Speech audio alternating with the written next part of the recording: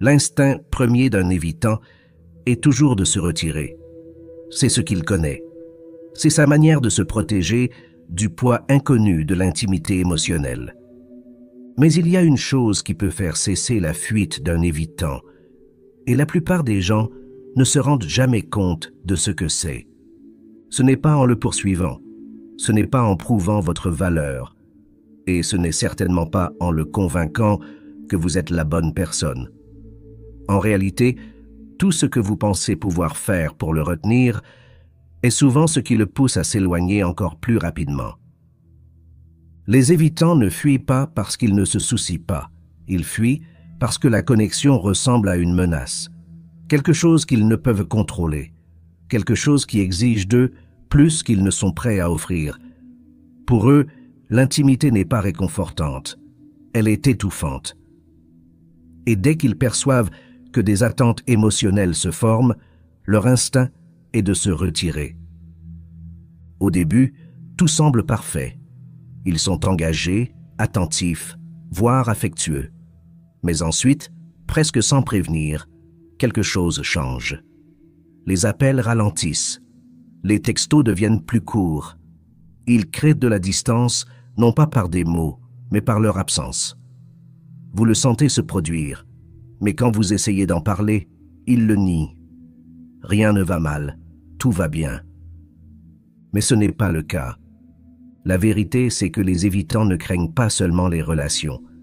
Ils redoutent ce que les relations exigent, la vulnérabilité, la responsabilité émotionnelle, la possibilité de souffrir.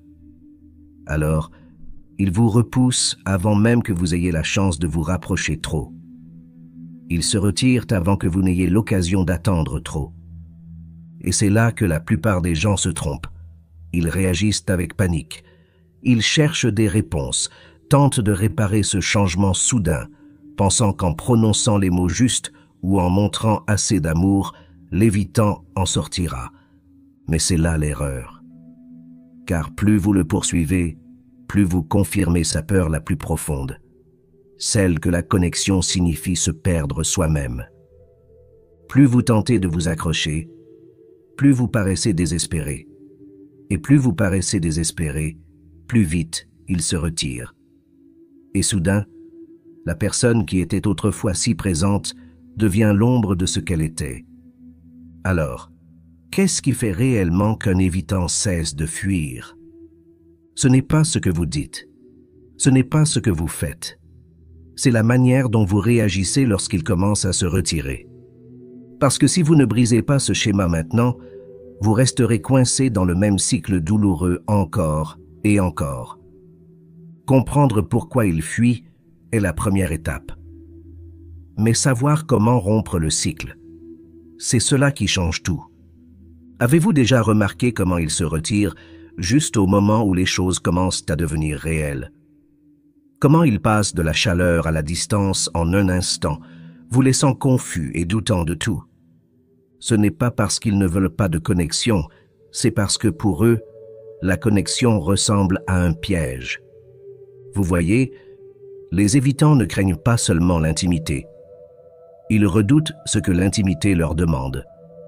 Pour vous, l'amour peut signifier proximité, sécurité, partenariat. Mais pour eux, l'amour a toujours été accompagné de quelque chose d'autre. De la pression, de l'obligation, la perte de soi. Quelque part dans leur passé, ils ont appris que se montrer vulnérable signifiait être exposé, qu'avoir besoin de quelqu'un impliquait le risque d'être déçu. Peut-être avaient-ils des figures parentales émotionnellement absentes, incohérentes ou autoritaires. Peut-être ont-ils grandi en apprenant que les émotions étaient un fardeau, qu'avoir besoin de quelqu'un était synonyme de faiblesse. Et maintenant, même à l'âge adulte, cette croyance est profondément enracinée. Alors, quand ils vous rencontrent, quand ils ressentent l'attrait d'une véritable connexion, quelque chose en eux panique. Au début, ils se laissent aller à en profiter. L'attirance, l'excitation, le sentiment d'être compris.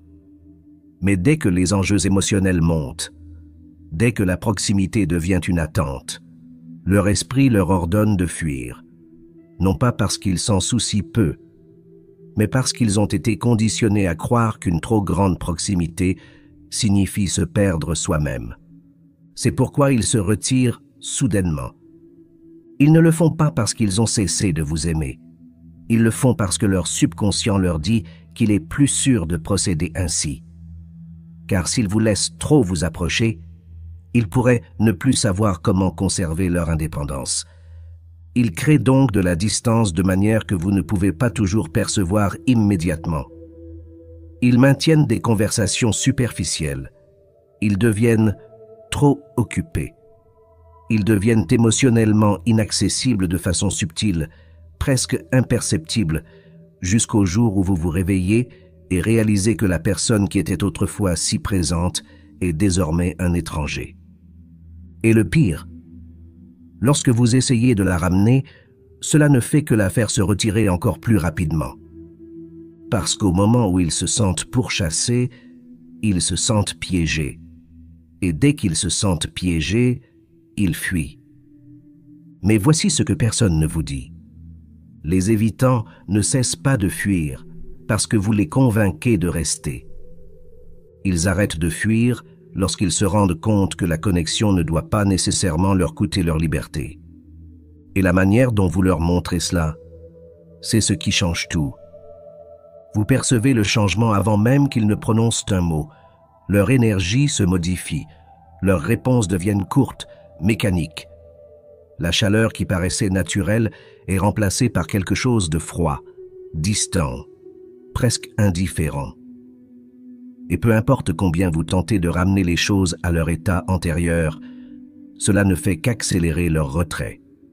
C'est là que la plupart commettent une erreur cruciale. Lorsqu'un évitant commence à se retirer, l'instinct est de combler l'écart, de demander ce qui ne va pas, de chercher à obtenir des assurances, de leur rappeler à quel point les choses étaient belles. Mais pour eux, ces efforts ne ressemblent pas à de l'amour. Ils ressemblent à de la pression. Tout commence par quelque chose de minime, une question sur la raison de leur distance, un moment de vulnérabilité, une demande de clarté. Mais dans leur esprit, cela se transforme en quelque chose de bien plus grand, une exigence de disponibilité émotionnelle, une responsabilité à laquelle ils n'ont pas souscrit. Et comme les évitants ont passé toute leur vie à protéger leur autonomie, même la moindre attente émotionnelle peut déclencher leur réaction de fuite. Ils se replient donc davantage. Ils ne fournissent pas l'explication que vous demandez. Ils ne vous rassurent pas.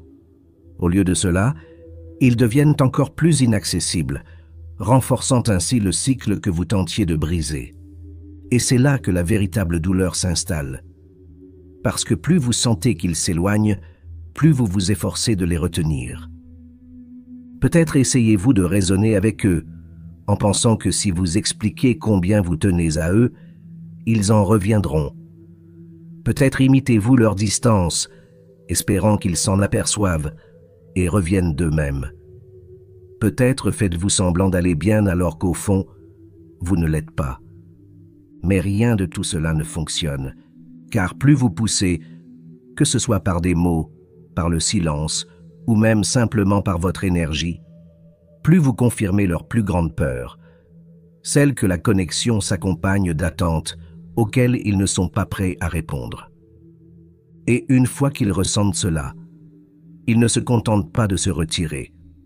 Ils se convainquent que partir est la décision la plus juste. Ils commencent alors à réécrire l'histoire dans leur esprit. Ils se disent que la connexion n'était pas ce qu'ils imaginaient, que l'attirance n'était pas aussi forte qu'elle en avait l'air, que la relation n'était pas destinée à durer. Non pas parce qu'ils y croient vraiment, mais parce qu'il est plus facile d'éviter de faire face à leur peur de l'intimité. Plus vous tentez de combler l'écart, plus celui-ci s'élargit. Plus vous essayez de les atteindre, plus ils s'échappent rapidement. Chaque tentative de rapprochement ne fait que renforcer leur besoin de s'évader. Mais que se passerait-il si la chose même que vous faites est l'inverse de ce qui fonctionne réellement? Il existe une manière de modifier cette dynamique. Une méthode pour empêcher les évitants de fuir, non pas en les poursuivant, ni en exigeant des explications, mais en faisant quelque chose d'anti-intuitif.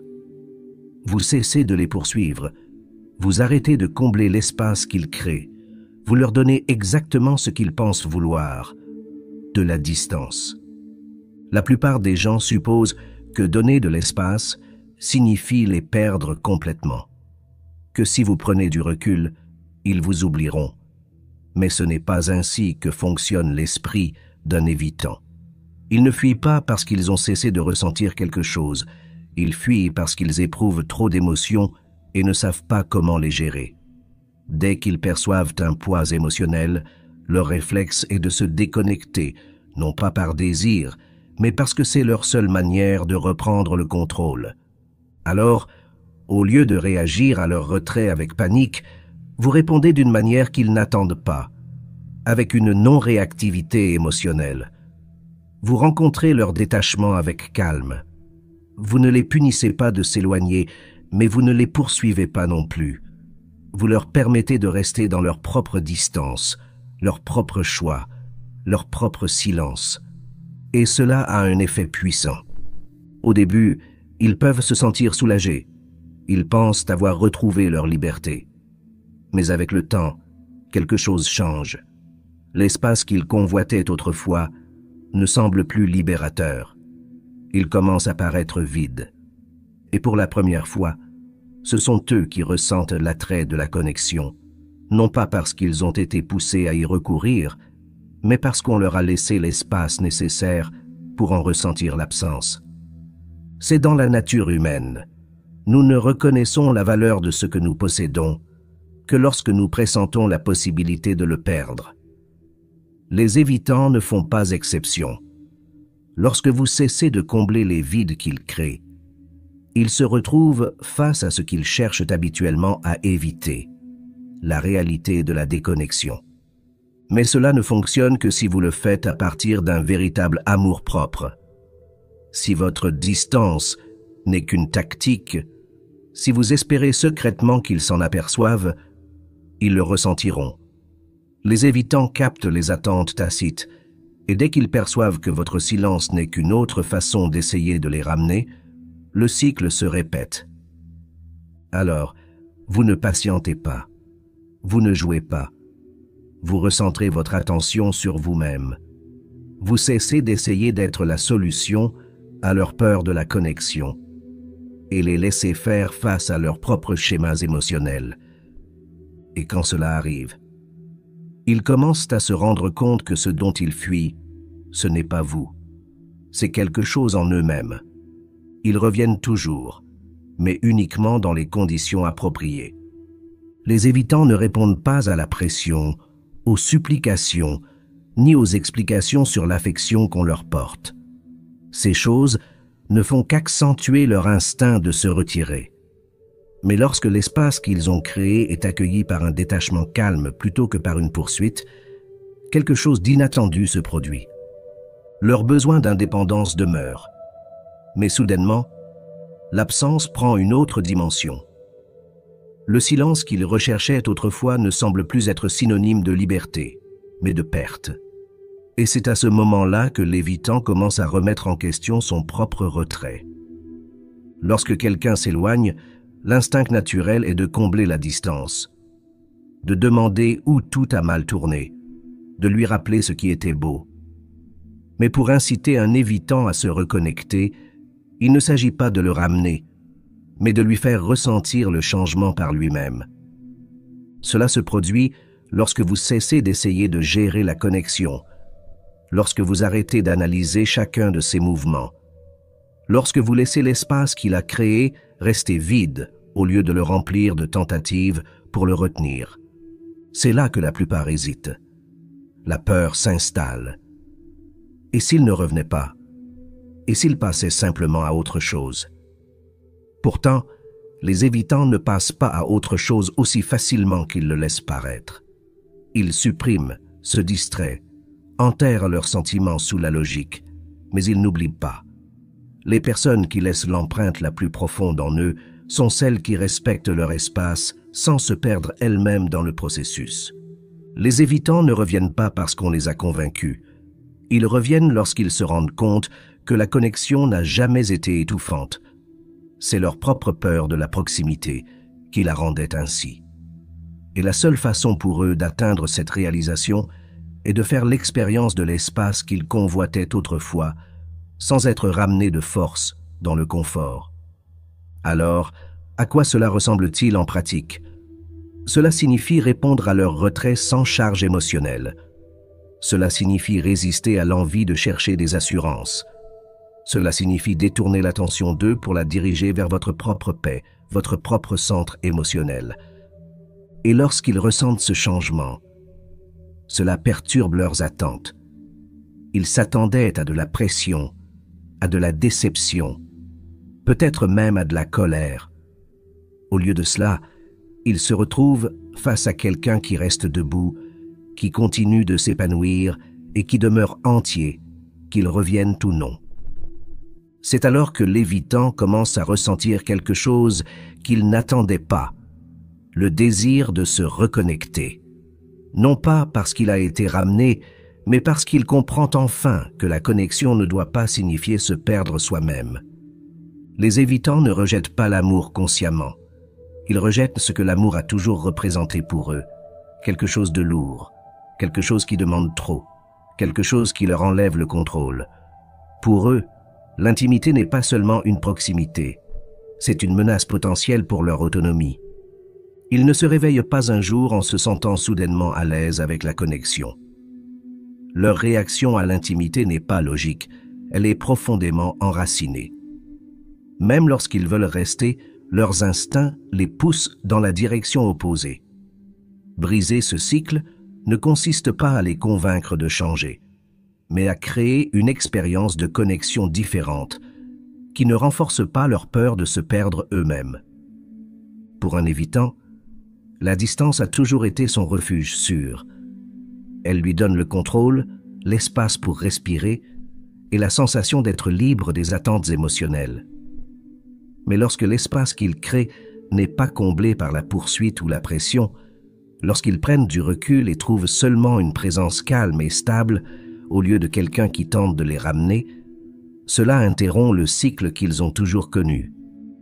Ce changement n'est pas une question de jouer à des jeux ou d'utiliser le silence comme tactique. C'est de leur montrer par des actions que l'intimité ne doit pas être étouffante, que l'amour ne signifie pas sacrifice, que se rapprocher de quelqu'un ne doit pas donner l'impression de se perdre soi-même. La plupart des gens essaient de résoudre la résistance d'un évitant à l'intimité en offrant davantage, plus d'assurance, plus de patience, plus de profondeur émotionnelle. Mais un évitant n'a pas besoin de plus de mots, il a besoin de moins de pression. Il a besoin d'un espace non chargé d'attentes tacites.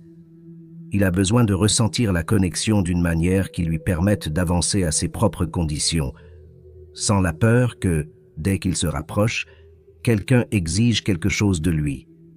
C'est là que commence la véritable réorganisation. Il ne s'agit pas de forcer un changement en lui, mais de modifier la manière dont la connexion est proposée. Au lieu d'essayer de le rapprocher, l'attention se porte sur la transformation de la proximité en une invitation plutôt qu'en une obligation. Une connexion qui ne l'alourdit pas, mais qui lui donne l'impression d'être plus léger. Pour reprogrammer sa réponse à l'intimité, il doit expérimenter quelque chose qui contredit tout ce qu'il a connu. Si la connexion a toujours semblé être une source de pression, elle doit se transformer en liberté. Si l'amour a toujours signifié responsabilité, il doit se changer en choix. Et si la proximité a toujours impliqué le risque de se perdre, elle doit se transformer en un lieu sûr où l'on peut revenir. C'est là que la plupart se retrouvent bloqués. La tentation d'exiger davantage, de presser pour obtenir de la clarté, d'essayer de réparer leur inaccessibilité émotionnelle est forte. Mais les évitants n'opèrent pas selon le même cadre émotionnel que les autres. Ils ne réagissent pas à la pression, même lorsqu'elle émane d'un lieu d'amour. Ils ne commencent à changer que lorsqu'ils font l'expérience d'une dynamique relationnelle qui contredit leurs anciennes peurs. Alors, au lieu d'essayer de les rencontrer là où ils sont, vous créez une dynamique entièrement différente. Une dynamique où la connexion est stable sans être envahissante. Une dynamique où leur distance n'est pas perçue comme un rejet, mais comme une partie de leur processus. Une dynamique où la sécurité émotionnelle n'est pas quelque chose qu'ils doivent à quelqu'un, mais quelque chose en laquelle ils apprennent à avoir confiance avec le temps. Quand un évitant fait l'expérience d'une connexion qui ne menace pas son indépendance, quelque chose en lui s'adoucit. Il cesse de fuir, non pas parce qu'on lui a dit de rester, mais parce que pour la première fois, il se sent suffisamment en sécurité. Il arrive un moment où vous cessez de regarder l'évitant et commencez à vous regarder vous-même. Après toute cette dynamique de va-et-vient, après toutes ces analyses et remises en question, vous vous rendez compte que la véritable question n'a jamais été « comment faire en sorte qu'ils cessent de fuir ?» mais « pourquoi m'efforçais-je autant de les retenir ?» Il est facile de se concentrer sur leurs peurs, leurs distances, leurs barrières émotionnelles, mais à un moment donné, il faut se demander « où vous situez-vous dans tout cela ?» Lorsque vous êtes pris dans le cycle de la poursuite d'un évitant, ce ne sont pas seulement ces schémas qui vous maintiennent prisonnier, c'est aussi cette partie de vous qui croit que c'est le genre de connexion pour lequel il faut se battre. Que si vous vous prouvez suffisamment, si vous faites preuve de patience, si vous les traitez de la bonne manière, ils finiront par se sentir assez en sécurité pour vous choisir. Mais le véritable pouvoir ne réside pas dans la démonstration de votre valeur à quelqu'un qui continue de s'éloigner. Il réside dans la reconnaissance que vous n'avez jamais eu besoin de la prouver dès le départ. Prendre du recul ne signifie pas que vous vous en fichez. Cela ne signifie pas renoncer à l'amour, mais reprendre possession de votre identité dans le processus. Lorsqu'une personne fuit la connexion, ce n'est pas votre responsabilité de la poursuivre pour la ramener. Vous n'avez pas à convaincre quelqu'un que la proximité est sûre, c'est à lui de le réaliser par lui-même. La manière de rompre le cycle ne consiste pas à attendre qu'il change, mais à reconnaître que leur peur de la connexion ne doit pas définir la façon dont vous aimez. Si l'amour signifie gérer constamment les peurs de quelqu'un d'autre, alors ce n'est pas de l'amour, c'est de la survie émotionnelle. Et voici la vérité que la plupart ne veulent pas entendre. Parfois, le moment où vous cessez de les poursuivre est le moment où ils reviennent enfin. Mais d'ici là, vous verrez les choses différemment. Parce que lorsque vous détenez votre propre pouvoir, vous ne cherchez plus l'amour là où il doit être gagné. Détenir votre pouvoir signifie avoir confiance que la bonne connexion ne vous obligera jamais à supplier pour sa présence. Cela signifie se choisir soi-même lorsque la peur de l'autre l'empêche de vous choisir. Cela signifie comprendre que l'amour, dans sa forme la plus pure, n'est pas quelque chose pour lequel vous devez convaincre quelqu'un de rester, mais quelque chose qui circule entre deux personnes également présentes, également disposées et sans peur. Si ce message a résonné en vous, ne vous arrêtez pas là. Abonnez-vous pour ne jamais manquer une exploration approfondie de l'esprit, des émotions et des schémas cachés qui façonnent nos relations.